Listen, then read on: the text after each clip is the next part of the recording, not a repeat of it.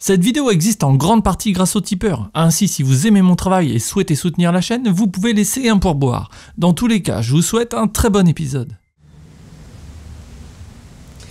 J'ai besoin d'un youtubeur qui soit un modèle de culture.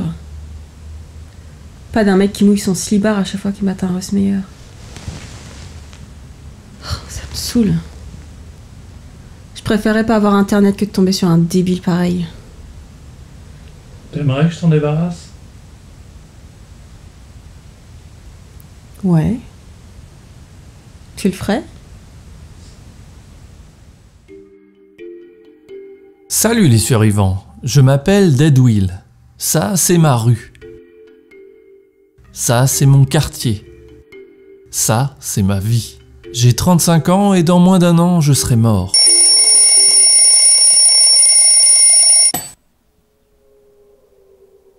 Bien sûr, je ne le sais pas encore.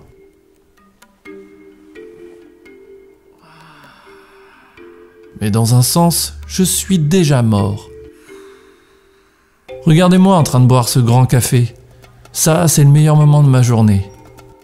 À partir de là, c'est la descente aux enfers.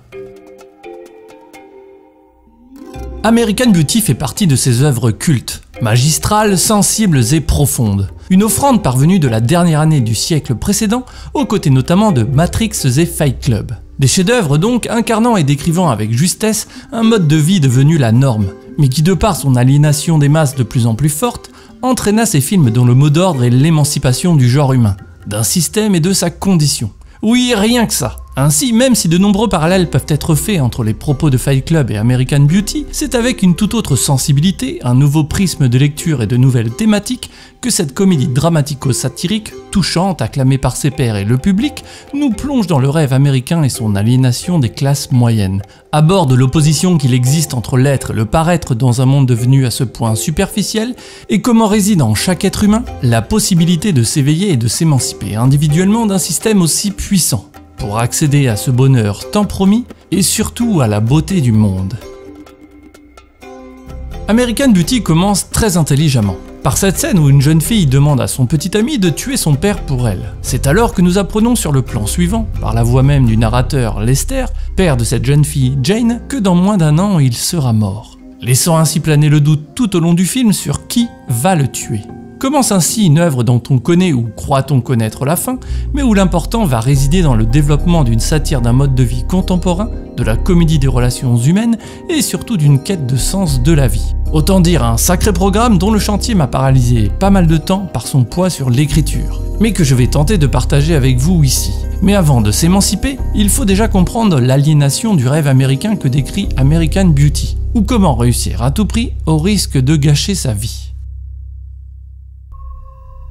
Après une journée de travail aliénante à vendre des trucs inutiles à des gens qui n'en ont pas besoin, ma seule envie était de m'étaler sur mon canapé pour mater la télé et ne plus penser à rien. Et croyez-moi, ça marche plutôt bien. Mais un jour, perdu au milieu de tout ça et alors que je ne m'y attendais pas, je tombais sur un véritable chef-d'œuvre. Faster Pussycat Kill Kill. Vous n'avez jamais ressenti cette impression de vous réveiller après 20 ans de coma ? Eh bien, c'est ce qui s'est passé à la fin de ce film. Je sentais renaître en moi un peu de vie. Je me sentais de nouveau vivant. But it is my philosophy that in order to be successful, one must project an image of success at all times. American Beauty nous propose donc au travers des yeux de Lester, durant toute sa première partie, une analyse froide et lucide de la condition de l'homme moderne, aliéné par le fameux rêve américain. Ainsi, Lester, dès le début du film, nous décrit son quartier tout propre, sa maison aseptisée et nous dévoile sa routine quotidienne. Look at me, jerking off in the shower. Seul moment donc où ce plaisir physique lui permet d'échapper un instant à la catatonie émotionnelle qu'il nous décrit, au travers de son quotidien morne et insipide. Un monde où la plupart des personnages ne semblent pas être animés par un désir de vie profond, mais ressemblent plus à des automates, reproduisant des gestes et actions quotidiennes imposés par une société reposant essentiellement sur le paraître et la superficialité, et non sur un réel désir de partager les uns avec les autres ce qu'ils sont vraiment au fond d'eux. Et parmi la palette de personnages incarnant le mieux tout ceci, on retrouve tout d'abord Caroline, la femme de Lester, pour qui l'importance que tout soit parfait et assorti est primordiale. Quelqu'un qui se soucie donc énormément du regard des autres, limitant avec autrui ses interactions uniquement sur le côté purement superficiel des choses. I love your tie, that color. I just love your roses. How do you get them to flourish like this? Et c'est spectateur depuis sa fenêtre que Lester observe tout ceci, comme extérieur à ce monde, se posant donc la question de comment ils en sont arrivés là. Et finalement de comment ils se sont laissés aliéner par un système leur promettant un bonheur matériel et confortable pour leur faire oublier de tout simplement être heureux. Ainsi, Caroline, enfermée dans sa routine, ne cherche surtout pas plus loin, afin que ce monde sur lequel elle s'est construite ne s'écroule pas. Et c'est d'ailleurs la raison du pourquoi elle veut contrôler à ce point sa fille, son mari et son job, et ne supporte pas que quelque chose lui échappe. Encore moins quand il s'agit de sa propre personnalité lorsqu'elle subit un échec. Elle ne s'accorde donc même pas le droit de pleurer, de se laisser aller pour toujours montrer bonne figure, et surtout ne pas perdre la face. Caroline est donc aliénée par l'image qu'elle veut renvoyer d'elle-même à la société, comme quelqu'un de fort et contrôlant tout. Et c'est pourquoi celle-ci va chercher à retrouver ceci auprès d'un autre homme que son mari, qui lui n'incarne pas du tout ceci à ses yeux. Du moins pas à ce moment de l'histoire. En effet, dans ce monde basé sur le paraître, Caroline va alors dans une relation adultérine tomber amoureuse de ce qui représente le mieux à ses yeux et dans son aliénation, la réussite. Son principal concurrent, Buddy. C'est en se rendant à un banquet que celle-ci va rencontrer ce fameux Buddy et ordonner à son mari Lester ceci. Et qui, au travers de cette phrase terrible, demande à son mari de s'annihiler en tant que personne, d'être malheureux et de jouer un rôle où tout va pour le mieux, comme elle le fait, elle, en permanence, pour garder une certaine image, incarnant totalement qu'à ses yeux, l'image qu'on projette est nettement supérieure au sentiment qu'on peut ressentir. L'important est toujours de bien représenter. Et c'est ainsi en discutant avec l'incarnation de cette idéologie que telle une ado groupie, elle va tomber totalement amoureuse de ce personnage. Tout simplement car leur point commun est cette envie de réussite sociale et matérielle avant tout. Et ce dans une compétition perpétuelle, illustrant une fois de plus l'image du monde capitaliste, bien camouflée derrière le terme de rêve américain. Où pour réussir soi-même, il ne faut pas avoir pitié d'écraser l'autre, où tout est une compétition et où le droit à l'erreur n'existe pas. As if being driven to succeed is some sort of a character flaw. Passons maintenant à un personnage clé de cette histoire, incarnant elle aussi parfaitement cette aliénation via la superficialité, Angela. Angela est la meilleure amie de Jane, la fille de Lester, et représente totalement ce que le rêve américain au travers de ses magazines offre comme modèle de réussite aux jeunes filles, où il faut avant tout être populaire. Mais également où il faut être un objet de désir stéréotypé pour hommes conditionnés. It started when I was about 12. If people I don't even know look at me and want to fuck me, it means I really have a shot at being a model. Montrant son aliénation totale sur le moule que la société lui a vendu d'être. Ainsi, Angela n'est en réalité jamais elle-même, puisqu'agissant en permanence en pensant au regard des autres, pour leur plaire et les séduire. Elle vit au travers de leurs yeux, ce qui, nous le verrons, va à l'opposé de Jane, qui elle semble s'en moquer totalement. Mais qui par conséquence dans les normes de cette société se place socialement en dessous d'Angela, en tout cas du point de vue de ceux croyant à ses codes. Bien sûr nous voyons tout ceci au travers des yeux de Lester, considéré à ce moment du film par sa femme, sa fille et lui-même comme un loser. Both my wife and daughter think I'm this gigantic loser. And they're right. S'incluant donc dans ce tableau qu'il fait du rêve américain. I have lost something. I'm not exactly sure what it is, but I know I didn't always feel this sedated. Et cette phrase est cruciale pour nous expliquer la vision qu'il a de ce monde. Que l'on est tous avec ce désir de vie, de rêve, d'utopie. Mais qu'un beau jour on se réveille triste, perdu. Ayant mis sans nous en rendre compte nos vies sur pilote automatique. Et c'est bien là la chose la plus terrible dans nos modes de vie contemporains, où nous sommes beaucoup à nous sentir aliénés, conditionnés, car ce fameux rêve américain étant en réalité un modèle de société, s'insinue au quotidien et de manière pernicieuse, toujours un peu plus dans nos têtes, et s'impose à nous sans l'avoir réellement choisi, puisque baignant dedans depuis toujours en l'intégrant en permanence. Un modèle qui de ce point de vue est d'une perversité extrême, puisqu'il nous laisse croire à notre liberté individuelle dans nos choix de vie, alors qu'il modèle cette dernière justement dans l'illusion de liberté que nous croyons avoir sur elle. Ce que l'on appelle clairement une aliénation des masses. Et pour pousser un peu le bouchon, l'on pourrait même aller jusqu'à dire que le fascisme, lui, annonce la couleur. Même si bien sûr celui-ci est bien plus terrible à subir dans les faits au quotidien. Mais ce rêve américain aboutit également dans American Beauty à créer une population triste, asservie sans brutalité par l'illusion de liberté qu'on lui laisse croire qu'elle a pour mieux la manipuler. Ainsi, le modèle lui-même s'auto-alimente par la reproduction sociale de chacun à jouer le jeu. Et toujours dans ce tableau froid que nous décrit Lester, nous le voyons en plus de subir sa vie maritale et familiale, subir également sa vie professionnelle. That way management can assess who's valuable And who's expendable. Une fois de plus, Lester résume totalement l'idée même du monde capitaliste où le profit règne avant toute chose, et surtout avant l'humain, où vous êtes jetable tel un Kleenex usagé. Évidemment, en exprimant ceci, Lester montre qu'au fond de lui, il a en réalité tout compris à ce monde, à ce mode de vie, à ce manège. Et c'est d'ailleurs ce qui a rendu son apathie et sa tristesse si profondes, car il a intériorisé cette colère, cette injustice et tous ses rêves comme beaucoup. Mais commençant à le prononcer de vive voix, il le sort de lui et débute son combat en l'exprimant. Well, you don't think it's weird and kind of fascist? Possibly, but you don't want to be unemployed. Oh, well, all right. Let's just all sell our souls and work for Satan because it's more convenient that way. Oh, could you be a little bit more dramatic, please, huh? Il est ainsi plus pratique de parler des nouveaux voisins. Voisins qui par ailleurs vont prendre un rôle central et déterminant pour la suite du film. Notamment au travers du personnage de Ricky, le fils, qui va incarner à merveille le thème suivant. Never underestimate the power of denial.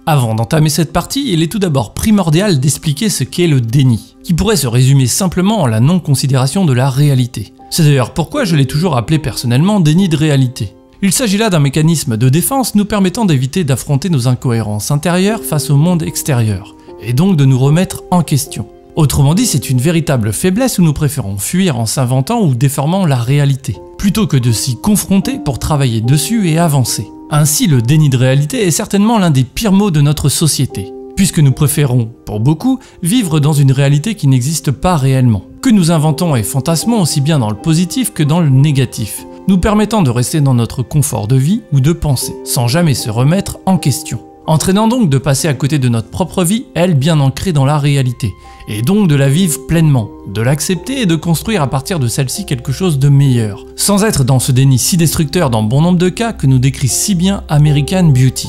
Pour résumer trivialement, le déni de réalité consiste donc à choisir de vivre dans le paraître plutôt que l'être. Et c'est justement ce que refuse de faire Ricky, l'un des personnages les plus courageux de l'histoire, qui choisit lui d'être tel qu'il est. Ricky est donc le fils des nouveaux voisins. Sa mère semble toujours absente de sa propre vie, comme marquée d'une tristesse infinie. Tandis que son père, le colonel Fitz, ancien militaire, lui vit dans un monde où l'ordre et la discipline doivent régner, et qu'il impose à sa femme et son fils. Enfin, pour son fils, c'est un peu plus compliqué de lui imposer. En effet, à l'inverse de son père, Ricky est quelqu'un qui ne suit aucun code ni injonction sociale, et incarne le mieux dans American Beauty l'opposition de l'être face au paraître. Il l'exprime notamment au travers d'une passion, qui à première vue semble étrange, filmer des instants de vie simples pour leur beauté pure, le faisant passer auprès des jeunes de son âge pour un dégénéré. Là où pourtant il est certainement le personnage le plus sain et stable de tout le film. En effet, Ricky a décidé de ne pas vivre dans le paraître pour seulement renvoyer une image de lui convenable aux yeux de la société et de ses camarades, mais d'être dans l'être, c'est-à-dire être ni plus ni moins lui, se débarrassant ainsi du regard des autres qui n'ont dès lors plus aucun impact sur lui. Il est donc libre et ne subit pas la réalité puisqu'il la vit pleinement. Et cette réalité lui permet malgré lui d'agir tel un miroir face aux personnages qu'il rencontre, leur renvoyant l'image de ce qu'ils sont, de leur fameux déni. C'est notamment le cas d'Angela, qui comme nous venons de le voir précédemment, vit elle totalement dans la superficialité et le paraître, et qui lors d'un échange avec Jen décrit Ricky de façon méprisante, puisqu'en réalité celui-ci ne pourra rien lui apporter, que ce soit matériellement ou via une élévation sociale. Mais surtout car il est totalement hermétique à sa superficialité. Et ça, dans son déni, elle ne l'accepte pas. I don't believe him. I mean, he didn't even, look at me once. Il doit donc être bizarre, se rassure-t-elle, préférant rejeter la faute sur ce personnage plutôt que d'admettre qu'elle ne plaît pas forcément à tout le monde. Elle le rejette donc en tordant la réalité, simplement car son ego est meurtri, et que celle-ci ne s'entoure habituellement que de personnes l'encensant en permanence, évitant ainsi de faire face à ses blessures à ce qu'elle est vraiment, démontrant donc parfaitement sa grande faiblesse et manque de confiance en elle. Et c'est d'ailleurs pourquoi elle est cyniquement amie avec Jane, qui ne correspond pourtant pas au stéréotype de la bimbo admirée, car celle-ci ne lui sert uniquement de faire valoir pour se mettre en avant. She's not your friend. She's someone you use to feel better about yourself. Yeah, well, at least I'm not ugly. Yes, you are. And you're boring. And you're totally ordinary. And you know it. Ici, Ricky, qui ne s'est pas construit sur le paraître, prouve qu'il voit les choses telles qu'elles sont, et a parfaitement compris le fonctionnement d'une personne comme Angela, souffrant en réalité d'un terrible problème d'ego et de confiance en elle. D'où ce besoin de chercher absolument la lumière en permanence. Ainsi, et en une phrase, Ricky l'a détruit totalement, elle et le monde et mode de pensée sur laquelle elle s'était faite. Montrant bien que se construire sur des bases superficielles n'apporte aucune stabilité, ni dans la vie, ni dans la tête. Et qu'à la moindre réflexion qui touche juste, tout peut s'écrouler. Car le déni de réalité et de ce que nous sommes vraiment crée des fondations fragiles. Tandis qu'à l'inverse, Ricky, lui, via une grande lucidité, a assumé sa personnalité face au monde, sans superficialité et est donc extrêmement solide face à ce dernier. Aucune chose extérieure ne peut l'ébranler, puisque le fait de se mettre à nu et de s'assumer totalement en prenant conscience de vos propres failles vous protège des autres. Vous ne craignez donc plus personne, puisqu'ils n'auront aucun point d'attaque sur vous que vous ne connaissez déjà. Être tel que nous sommes pleinement, en toute franchise avec les autres, nous rend plus forts et crée des relations saines, nous guidant vers l'émancipation comme nous le verrons dans la partie suivante. Ainsi, Ricky agit bien comme un révélateur du déni de la plupart des personnages, et que nous venons d'illustrer avec Angela. Un déni de réalité épouvantable puisque poussant les gens à ne jamais reconnaître leurs faiblesses pour essayer de travailler dessus, les enfermant dans une illusion du réel et créant en réalité au fond d'eux une véritable détresse, qu'ils refuseront d'admettre pour ne pas perdre la face, les entraînant à vivre ainsi dans un paraître pathologique. Ce n'est ainsi peut-être pas pour rien que l'on parle bien de rêve américain,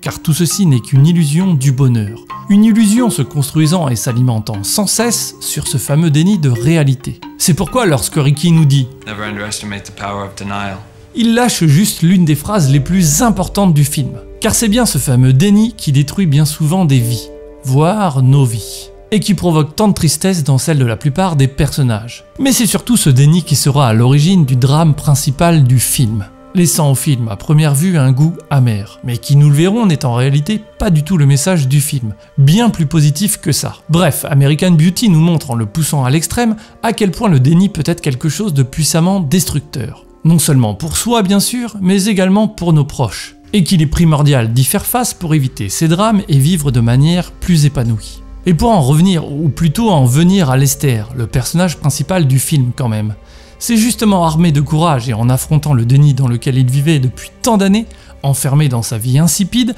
qu'il commence à se réveiller pour prendre ou reprendre le contrôle de celle-ci et de cette réalité auquel il décide de faire face, afin de ne plus être dans le paraître, mais enfin vivre, se désaliéner et surtout s'émanciper de ce système.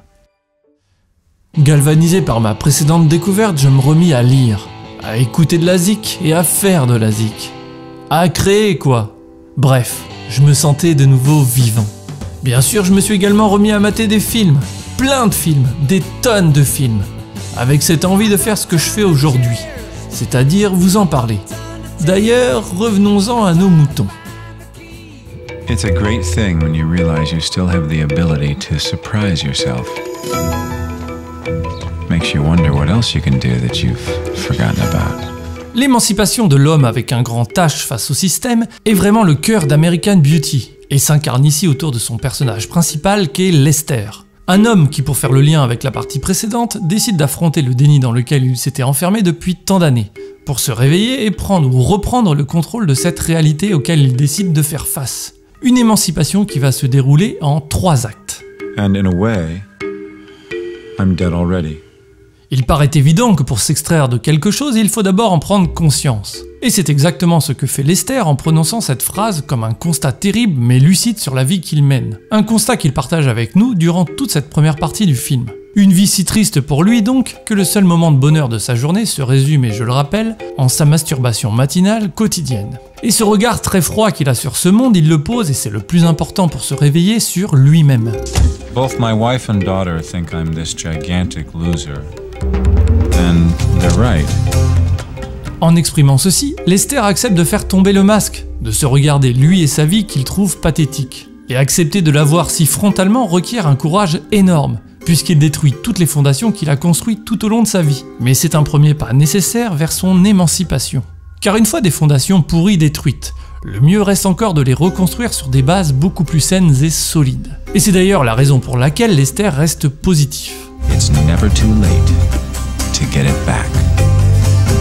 Et c'est exactement ce qu'il va faire suite à un électrochoc. Car quand celui-ci nous disait « I'm dead already », C'était bien d'un électrochoc qu'il avait besoin pour revenir à la vie.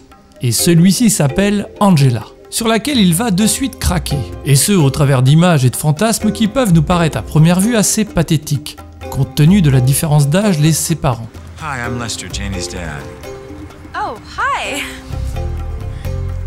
Mais c'est pourtant bien en tombant d'un seul coup fou d'attirance pour Angela que celle-ci réveillera chez lui de nouveau un désir, une passion qui était jusqu'alors endormie. Symbolisée ici évidemment par les pétales de rose rouge. I feel like I've been in a coma for about 20 years, and I'm just now waking up.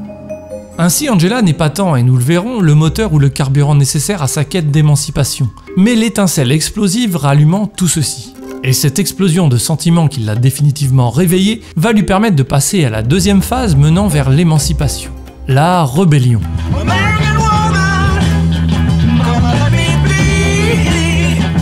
Et en effet, à partir de maintenant, Lester va entrer face au système en phase de rébellion, comme le ferait un adolescent. Ce qui, je le précise, n'a rien de péjoratif à mes yeux, puisque c'est certainement l'âge où nous sommes encore bercés d'utopie, de rêves, d'idéaux et où le quotidien ne nous a pas encore trop endormis dans notre désir sans fin de liberté. C'est pourquoi il est tant important de cultiver l'enfant qu'on était, même une fois adulte. Car comme le dirait Stupéflip, il est où le petit homme t'étais ? Il est mort le petit homme t'étais ! Mais bref, pour en revenir au film, cette rébellion s'incarne justement pour la première fois lorsque Lester rencontre un adolescent, Ricky, avec qui il va fumer un pétard. Rencontre marquée également par cet acte. Look, I'm not paying you to do whatever it is you're doing out here. Fine. So don't pay me. I quit. So you don't have to pay me. Now leave me alone. I think you just became my personal hero. Exprimant à merveille ce vers quoi il veut tendre, afin de retrouver cette liberté si lentement perdue au travers du schéma travail, famille et responsabilité. Ce sera en effet la quête de Lester dorénavant. Repenser à lui, à son bonheur et se déresponsabiliser le plus possible des choses d'adultes, qui peuvent rendre nos vies si insipides et anesthésiantes. Justement car ces dernières nous volent le temps de penser à notre propre condition, à nos propres envies, nous empêchant de fait de nous émanciper. Ainsi, Lester va se rebeller contre plusieurs choses. Tout d'abord son propre corps, en se remettant en sport dans son désir de plaire à Angela, mais également contre sa propre femme qui le dominait jusqu'ici, et par extension contre son couple que l'on peut qualifier de mort. Maintenant, elle fera tout comme bon lui semble, arrêtant de subir sa vie en prenant pleinement le contrôle, réimposant ses désirs et considérations de vie, ne voulant plus rien subir tel un zombie. I see you're smoking pot now. I'm so glad. I think using illegal psychotropic substances is a very positive example to set for our daughter.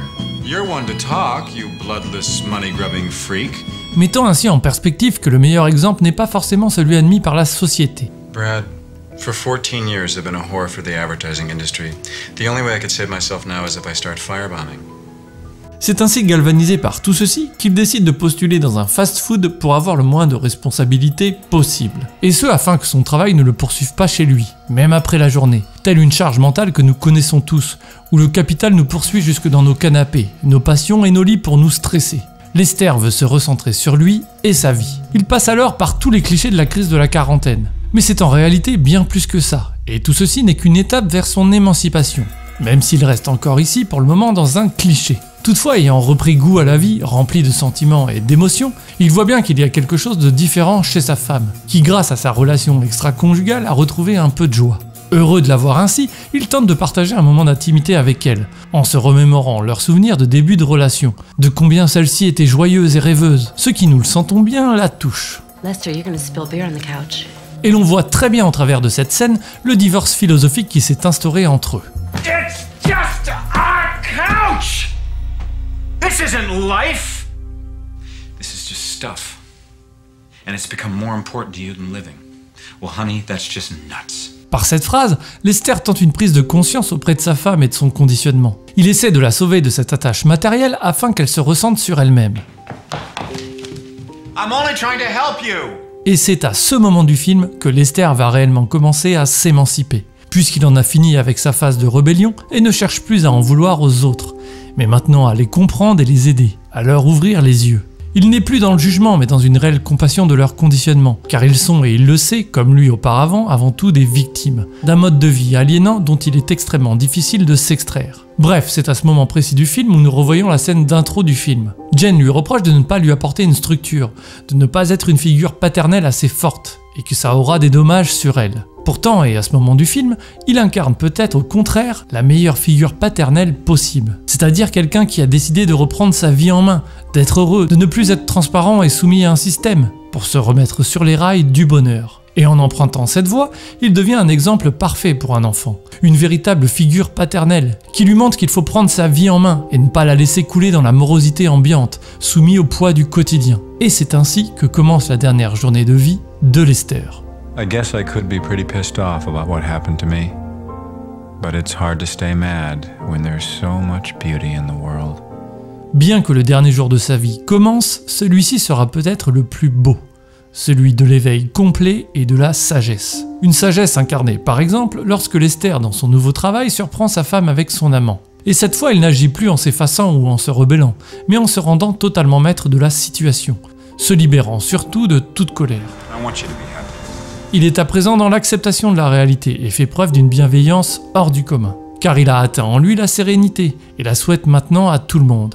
Il n'y a vraiment qu'en étant heureux soi-même que l'on peut souhaiter aux autres de l'être, en étant détaché de toute jalousie, envie ou convoitise. Bref, une fois cette sagesse atteinte, celle-ci permet également à Lester de s'éloigner de son attirance qui semblait pathétique envers Angela, et qui pourtant fut l'étincelle de son réveil. Ressentant cela, Angela ne va faire qu'essayer de le séduire encore plus, son ego ne supportant pas de ne pas être au cœur de l'attention. Car comme dit précédemment, derrière sa superficielle assurance, Angela manque cruellement de confiance en elle, ce qui est d'autant plus mis en lumière quand Lester commence à rentrer dans son jeu, et qu'elle fuit soudainement effrayée par la réalité du moment. Ce ne sera alors qu'un peu plus tard, après que Ricky ait dit ses 4 vérités à Angela, lui faisant tomber son masque, que Lester la retrouve en pleurs. Libéré de son déni de manque de confiance en elle, et dans une discussion pour une fois franche, ils se mettent à s'embrasser, car Angela a confiance. Mais au moment de passer à l'acte, celle-ci lui avoue qu'en réalité c'est sa première fois, et qu'elle n'a jamais couché avec personne. Angela fait tomber définitivement le masque pour la franchise, comme si cette émancipation de Lester se propageait à elle. Après cette découverte, lui qui pourtant désirait cette fille, comprend alors qu'elle souffre elle aussi d'un conditionnement, lui renvoyant l'image de quelqu'un qu'elle n'est pas. Il ne souhaite alors pas profiter de la situation et stoppe tout en la rassurant. Puis c'est au tour d'Angela de lui demander comment il va. Chose que l'on devrait d'ailleurs poser plus souvent aux gens qui nous entourent, plutôt que ces choses superficielles comme « tu fais quoi dans la vie ?» Mais bref, surpris par cette question qu'on ne lui avait pas posée depuis très longtemps, il s'étonne lui-même de lui répondre qu'il va très bien. Au point même de le répéter une seconde fois, car elle s'en rend compte que pour la première fois de sa vie, c'est vrai. Il est réellement heureux et apaisé. Il regarde alors la photo de sa famille et n'a plus aucun regret ou ressentiment, et apprécie à sa juste valeur sa vie, malgré le fait que celle-ci n'a pas toujours été heureuse. Mais il l'est aujourd'hui et c'est le plus important. Il n'a ainsi aucun regret et contemple sa vie une dernière fois avant de la quitter. Le sourire aux lèvres. Vous connaissez cet adage qui dit qu'aujourd'hui est le dernier jour du reste de votre vie ? Eh bien, c'est vrai tous les jours sauf un. Le jour de votre mort. Au départ, je me suis dit que j'étais trop vieux pour débarquer sur YouTube. Mais j'y voyais un espace de création, et c'est la seule chose qui m'importait. Et qui m'importe encore aujourd'hui. Amoureux du cinéma, j'ai tout simplement voulu vous parler des films qui m'ont marqué. Pour partager avec vous cette passion. Mais que voulez-vous ? Quand on fait ce que l'on aime, on ne se fait pas toujours que des amis. Après cette première vidéo et toujours plus motivé que jamais à partager avec vous ma passion et vision des films, je me décidais enfin de vous parler de mon chef-d'œuvre ultime. Et pour la première fois de ma vie, j'étais heureux. Profondément heureux.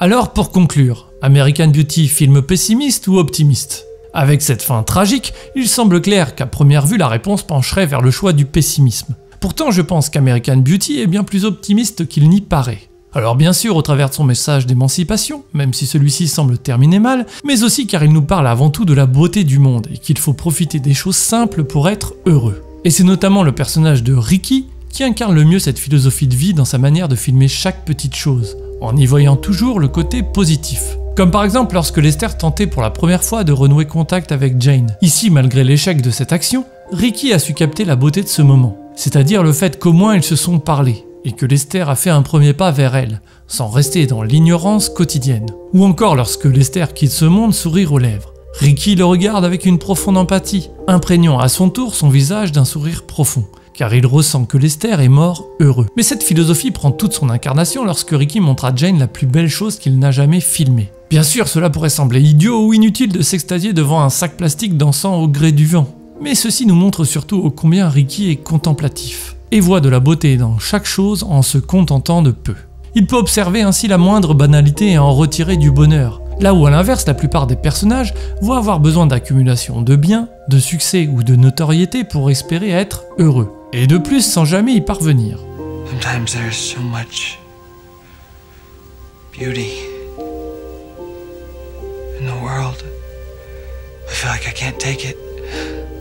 Ricky incarne parfaitement que plus nous nous contentons de choses simples et plus l'on peut être heureux. Et ce, en se désaliénant de ce schéma, de ce rêve américain que l'on nous impose, nous faisant croire que c'est en le réalisant que nous trouverons notre bonheur. Pourtant, le monde occidental n'a jamais vu autant sa population sous anxiolytiques, malgré tout le confort matériel existant, révélant déjà de fait la supercherie. Alors bien sûr, Lester, ce personnage qui aura passé le film à s'émanciper, meurt tragiquement, offrant ainsi une vision de la vie assez pessimiste ou réaliste, au choix, je le répète. Mais American Beauty nous donne également une seconde leçon, celle-ci plus optimiste. Car Lester, malgré sa mort, se sera au moins réveillé, reprenant petit à petit sa vie en main, enlevant le pilote automatique pour s'émanciper, échappant ainsi aux codes et normes imposés par nos sociétés. Celle-là même où nous devons agir sans cesse en pensant au regard de l'autre, où le paraître est plus important que l'être. Et c'est justement en choisissant l'être que le film offre une vision optimiste. Car même si Lester est mort, il aura été heureux au moins quelques temps, au moins cette journée. Et ne vaut-il pas mieux mourir de cette manière, en ayant connu ce sentiment de libération et de bien-être, même une minute, même une seconde, que de vivre toute sa vie sans jamais le ressentir, ni se connaître et s'assumer soi-même? C'est ainsi que même dans sa tristesse, le film termine sur cette note que je qualifierais de mélancoliquement positive. Et Lester, quittant son corps, revoit quelques bouts de sa vie défiler devant ses yeux. Des moments pouvant être simples, des détails d'enfance qui vous marquent mais qui restent gravés en vous, car ils sont associés à des sentiments de bonheur et d'insouciance. Mais il voit aussi et surtout les êtres qu'il aime. Bien sûr sa fille et sa femme, car Lester, quittant ce monde, heureux, ne regrette plus aucun moment de sa vie. Il n'en garde que les bons, et c'est maintenant à quel point nous sommes tous victimes de nos propres vies, et que nous ne pouvons blâmer les autres. Ayant compris tout ceci, il est maintenant apaisé. Et c'est en ayant conscience de l'insignifiance de nos vies que dans une grande lucidité, il termine ainsi. And I can't feel anything but gratitude for every single moment of my stupid little life. You have no idea what I'm talking about, I'm sure. But don't worry. You will someday. Et pour ma part, mes survivants, j'espère de tout mon cœur que vous le savez ou qu'un jour vous le saurez. Et je vous souhaite tout le bonheur du monde. Un bonheur si simple et pourtant si compliqué à atteindre. Alors profitons du mieux que l'on peut de chaque instant et de chaque personne. Et comme le disait John Frusciante, be who you are, do what you do, not win or lose.